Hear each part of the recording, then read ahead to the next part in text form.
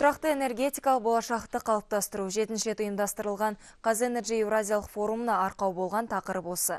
Астанада кезекті рет бас қосқан саясаткерлер, ірі энергетикалық компаниялардың басшылары мен халықаралық сарапшылар энергетика нарығындағы бүгінгі жағдайды сарапқа салып, болашағын бағамдады.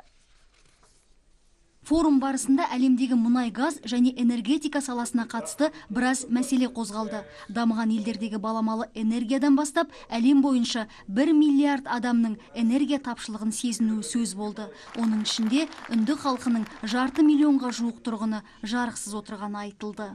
Біздің елдегі бұл жағдайды сіздермен немесе Испаниямен салыстыруға келмейді. Өйткені басқасын айтпағанда, жай жарықты қосуға қаншама тұрғынның мүмкіндігі келмей отыр. Сәйкесінше, экологияға тигізер залалымыз шамалы. Экология демекші жиын аясында баламалы энергия көздерін дамыту мәселесі қаралды. Біздің елде көмір, мұнай, газға тапшылық жоқ. Бірақ технологияның дамуымен энергия теңгерімі өзгеріске ұшырайды. Сондықтан елімізде жасыл энергетика көздерін қолдануға дайындық жұмыстары қолға алынды.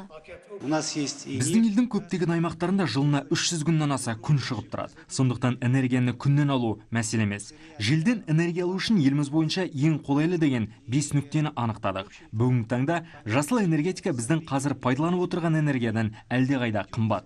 Сондықтан баламалы энергия бүгінде бай мемлекеттерге тән дүние. Алайда жасыл энергия көздерін дамыту бойынша жобалар бар. Оны дамыта түсеміз. Әзірге көмірді пайдалану біз үшін тиімдірек. Энергетикалық серіктестік және қауіпсіздік мәселелері де назардан тыс қалмады. Дүниежүзілік мұнай кеңесінің президенті Рената Бертани энергетика саласын дамытуда мемлекет те, инвесторлар да бір қағидаға жүгініп, белгіленген тәртіпке бағыну керектігін алға тартты.